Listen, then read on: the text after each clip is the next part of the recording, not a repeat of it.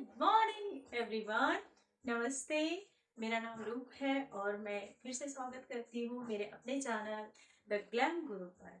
तो दोस्तों, जैसे मैंने कहा था कि मैं नए नए टॉपिक के साथ आपके सामने आऊंगी और आपके लिए हर प्रॉब्लम का सोल्यूशन लाऊंगी। आज ऐसा ही एक प्रॉब्लम जो सबको फेस करना पड़ता है उसके ऊपर मैं सोल्यूशन लाई हूँ।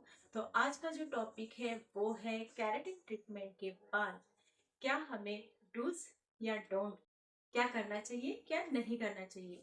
इस प्रॉब्लम को लेके मैं सॉल्यूशंस लेकर आई हूँ और आपको बहुत अच्छे तरीके से मैं कोशिश करूंगी कि आपको समझा सकूं। ठीक है फ्रेंड्स, तो वीडियो में लास्ट तक बने रहिए और आपको वीडियो अच्छी लगेगी तो आप लाइक शेयर एंड सब्सक्राइब कर दीजिएगा। ठीक है, तो आगे बढ़ते हैं। हम सबसे पहले देखते हैं कि डूज में हमें क्या करना चाहिए, राइट। तो डूज में क्या करना चाहिए कि जब भी हम कैरेटिन करते हैं, कैरेटिन करने कोई क्लाइंट आता है या फिर आप खुद जाते हो, ठीक है, क्योंकि ये जो वीडियो है ये वीडियो उन लोगों के लिए है जो स्पेशली सलोन्स के जो भी ट्रीटमेंट्स होते हैं उसको गलत तरीके से उनको पता चलता है चीज़ें कि ट्रीटमेंट करने के बाद सही नहीं होता, बाल खराब हो जाते हैं और फिर उसके बाद वो दूसरों को भी सजेस्ट करते हैं कि मत जाओ। लेकिन ऐसा नहीं है। क्यों? क्योंकि आपको इसके बारे में प्रॉपर नॉलेज नहीं है। इस बारे में मैं आपको बताने वाली हूँ कि आप जब भी केराटिन ट्रीटमेंट करने जा रहे हो तो आपको क्या करना चाहिए और किस चीज का ध्यान रखना चाहिए। तो आज इसके बारे में मैं आपको बताने वाली हूँ। सबसे पहले हम देखते हैं कि डूज में हमें क्या करना चाहिए। जब आपका केराटिन ट्रीटमेंट हो जाता है उसके बाद आपको 3 दिन हेयर वॉश नहीं करना है, ठीक है। क्योंकि अगर आपने हेयर वॉश कर लिया तो क्या होगा, आपके बाल जब भी हम कोई ट्रीटमेंट लेते हैं तो वो बालों में कोई भी प्रोडक्ट पेनिट्रेट होने के लिए टाइम लेता है। फॉर एग्जाम्पल मैं आपको समझाना चाहूंगी। जैसे कि देखो, कोई भी चीज होती है, जैसे कोई दीवार हमने बना ली और तुरंत हमने सीमेंट लगा दिया और उसके ऊपर एकदम से पानी फेंक दिया तो क्या होगा, वो सीमेंट निकल जाएगा।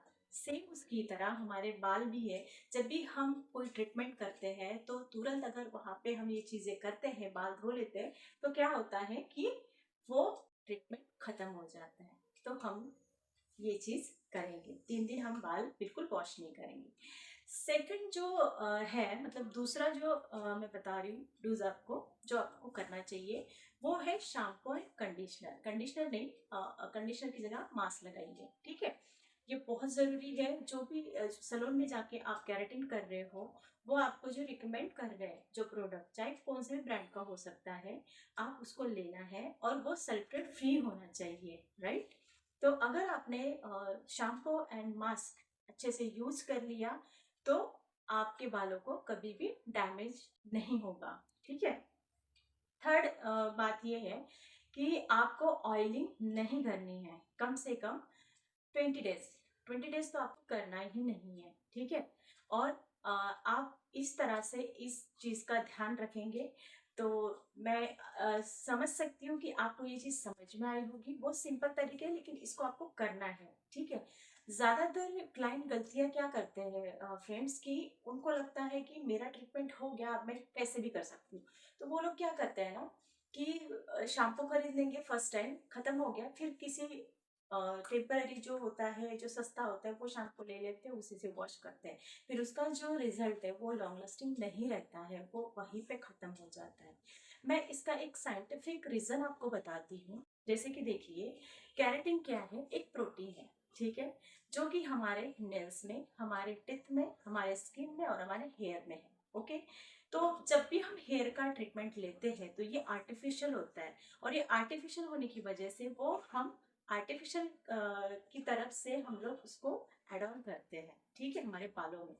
तो इसीलिए केराटिन करना बहुत जरूरी होता है। उसकी वजह से हमारे हेयर बहुत हेल्दी और डैमेज फ्री हो जाते हैं और शाइनी दिखते हैं, ठीक है। दूसरी बात यह है कि इसके अंदर जो इंग्रेडिएंट्स होता है वो होता है फॉर्मल्डिहाइड और हाइड्रोलाइज, ठीक है। ये दो इंग्रेडिएंट्स होते हैं, ये बहुत इंपॉर्टेंट्स है। क्योंकि ये जो दो इंग्रेडिएंट्स होते हैं ना फ्रेंड्स, ये हमारे हेयर को लैमिनेट करते हैं।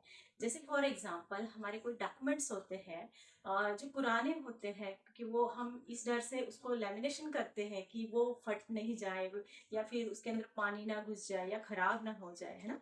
तो हम लैमिनेशन कर लेते हैं। सेम उसकी तरह हमारे हेयर का भी ये ट्रीटमेंट है। जो केराटिन हम करते हैं वो हमारे हेयर को लैमिनेट करता है, प्रोटेक्ट करता है सन से, धूप से, डस्ट, पोल्यूशन जो भी है उससे हमें प्रोटेक्ट करता है। ठीक है, तो ये हुआ हमारा साइंटिफिक रीजन, इसलिए हमें केराटिन करना बहुत जरूरी है। अभी हम देखो, लास्ट तक वीडियो में बने रहिए, क्योंकि आगे क्या है डोंट, मतलब क्या नहीं करना। उससे पहले मैं आपको एक बहुत अच्छा तरीका बता रही हूँ हेयर वॉश का। ठीक है, आपको हेयर वॉश कैसे करना है घर पे, जो स्पेशली क्लाइंट के लिए है। सलून में जाके तो ऑब्वियसली आपको वहां पे स्टाफ अच्छे से करके देगा, लेकिन जब आप घर पे करते हो तो घर पे कैसे करना है, बहुत सिंपल है। आप क्या करना, एक बाउल में वार्म वाटर लेना। ठीक है, हमेशा अपने बाल वार्म वाटर से ही वॉश करना है, ठंडे पानी से नहीं। ओके, उसके बाद उसमें आपके लेंथ के अकॉर्डिंग या डेंसिटी के अकॉर्डिंग आपको शैम्पू लेना है, उसको डायलॉग करना है और उसको झाग बनाना है। ठीक है, उसके बाद उसको आपको अपने बालों को गीला करना है नॉर्मल पानी से, फिर उसके बाद शैम्पू डालना है, फिर इसको स्काल्प पे ऐसे ऐसे इमल्सिफाई करना है। ओके, स्काल्प पे आपने इमल्सिफाई किया और यहाँ का जो पूरा शैम्पू है यहाँ पे उतरेगा, तो यहाँ पे आपको ऐसे ऐसे करके इमल्सिफाई करके अच्छे से करना है। ठीक है, आपको इसको रगड़ना नहीं है, ऐसे नहीं रगड़ना है। ठीक है, बिल्कुल नहीं करना है ऐसे, ऐसे ऐसे नॉर्मली करके फिर आप ऐसे करो, पूरा झाग हो जाएगा, फिर नॉर्मल वाटर से फिर से रिंस आउट कर लो।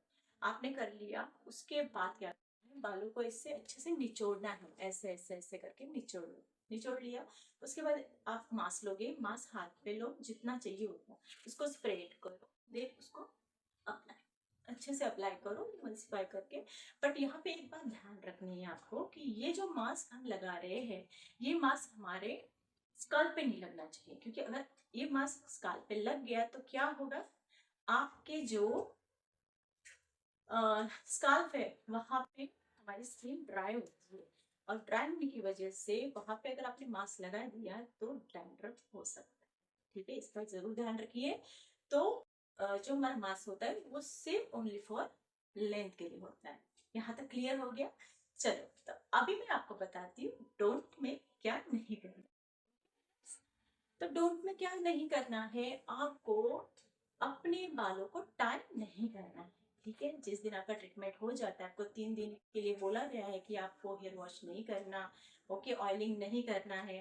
ठीक है, बाल गीले नहीं होने देना है, जो भी है। ठीक है, तो आपको ये करना है, और नहीं करना क्या है, बालों को टाई नहीं करना, रबर बैंड नहीं लगाना, क्योंकि इससे क्या होगा, आपके बालों में लाइंस आ जाएगी, डेंट आ जाएगा। ठीक है, तो यहाँ पे क्या हो सकता है कि आपके हेयर टूटना स्टार्ट हो जाते हैं।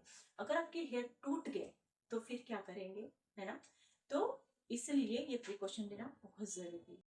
दूसरी बात क्या नहीं करना है आपको, आपको हमेशा ऑयलिंग जो करना है वो करना है 20 दिन के बाद, जैसे कि मैंने बताया। ठीक है, ऑयलिंग आप 20 दिन के बाद करोगे, वो भी आपको स्काल्प पे करना है, लेन पे बिल्कुल नहीं लगाना। अगर आपने लेन पे लगा लिया तो आपका केराटिन तभी भी खराब हो जाएगा।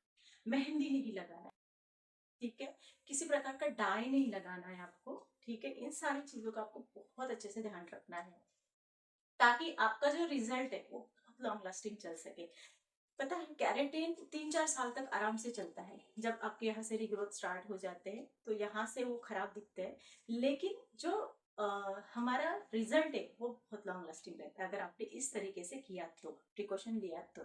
ठीक है, तो आई होप सो आप ये गलती नहीं करोगे, और जो जो मैंने चीजें बताई है, ठीक है, वो फॉलो कीजिए। ठीक है, वो फॉलो करेंगे ना आप फ्रेंड्स, तो आपके हेयर इतने हेल्दी और शाइनी और एकदम डैमेज फ्री रहेंगे, और आप कहीं भी जा सकते हो, बाल खुले छोड़ो, टाई करो, जो करना है मस्ती करो, कोई फर्क नहीं पड़ने वाला।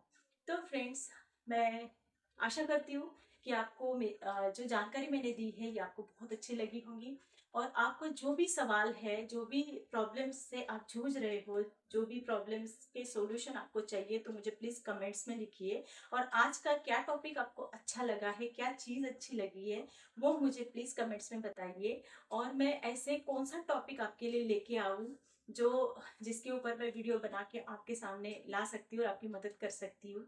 क्योंकि मैंने यूट्यूब चैनल इसीलिए स्टार्ट किया है ताकि जो नॉलेज मेरे पास है मैं आप तक पहुंचा सकूं। तो फ्रेंड, मिलते हैं नेक्स्ट वीडियो में। धन्यवाद आपने मुझे इतने शांति से सुनने के लिए। और मैं अभी इस वीडियो को एंड करती हूँ और मिलती हूँ नेक्स्ट वीडियो में। ठीक है, तो तब तक अपना ख्याल रखिए और स्वस्थ रहिए और खूब सारा ज्ञान लीजिए, क्योंकि पढ़ेगा इंडिया तो बढ़ेगा इंडिया। नमस्ते।